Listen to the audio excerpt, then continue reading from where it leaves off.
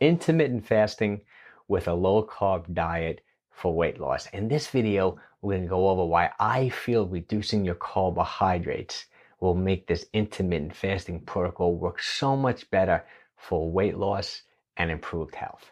Hit the subscribe button to improve your fitness, health, and nutrition. Okay, let's go into why reducing your carbohydrates makes intermittent fasting that much more effective. I personally have been intermittent fasting following a 16-8 protocol now for about 9-10 years. It's worked so well for me to control my weight and improve my health. And I've experimented with all different ways of following an intermittent fasting program. But when I restrict my carbohydrates and eat somewhat of a modified ketogenic type diet, the whole thing I feel works so much better. I feel like my body fat goes lower. I feel like I have a lot of energy. I just feel wonderful when I restrict carbohydrates along with, say, a 16-8 intermittent fasting protocol. But let's talk about why, like a little bit of the science behind why I think that is. Okay, when you eat carbohydrates, what happens? When you consume carbohydrates, like say you eat a sweet potato, say you eat some rice, for example, the body digests that and actually sugar is released into the bloodstream. That's when the pancreas produces insulin. They take the sugar out of the bloodstream. Whatever sugar, whatever calories you're not burning right then is going to be stored away. The sugar is stored away in the form of glycogen in your muscles and in your liver. Okay, now most of the fructose, like the fructose from fruit, high fructose corn syrup, and even table sugar, the fructose is pretty much stored, most of it's stored in the liver. And you can only store about 50 to 100 grams, or say 200 to 400 calories in the liver. Okay, the rest of the carbohydrates are stored in the form of glycogen in the muscle. That's like the muscle glycogen. I did a whole video on this, on the different types of glycogen stores. I'm going to link that up right above me if you want to check that out in more detail. So pretty much when you're eating carbohydrates, they're stored in the muscles and the liver. Okay. Now, when you're intermittent fasting, for example, if you're not eating for 16 hours, especially if you're exercising and you're moving around, you're depleting your glycogen stores. That means you're using up that stored energy, those stored carbohydrates in your muscles and in the liver.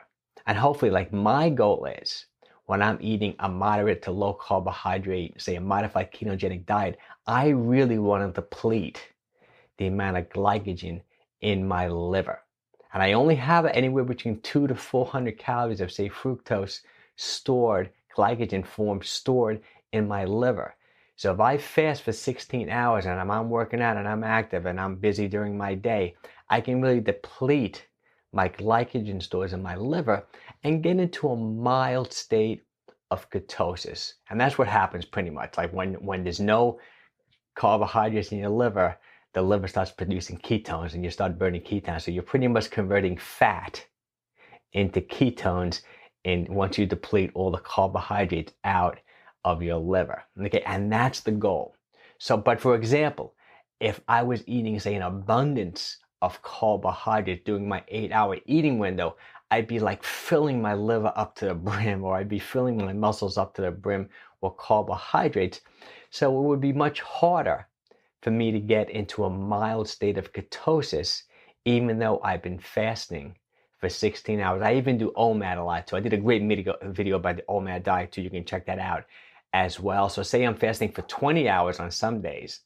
I really want to get into a mild state of ketosis then. So my goal is to eat a moderate to low carbohydrate diet. See, I'm very active.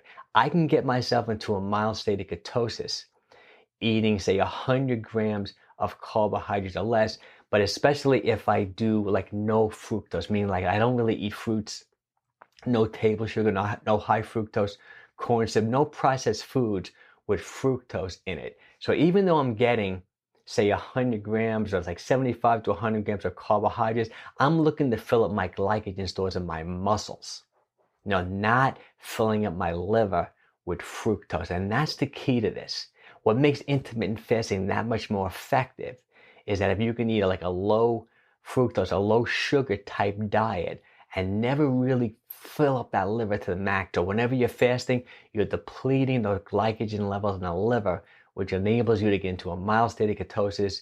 You're burning some fat, and then you do eat, you have your first meal, and then you come out of ketosis, you have energy to work out and have your day. I think that's one of the most effective ways to make intermittent fasting work, to lose weight, to get a low body fat, and to improve your health. Okay, well, I hope you enjoyed this video. If you have any questions, leave a comment. If you've been experimenting with intermittent fasting, if you're having some success, having some trouble with it, leave a comment. I'll help you out as soon as I can. And remember, subscribe to my channel. If you found this video helpful, give me a thumbs up. Okay, take care, everyone, and have a wonderful day.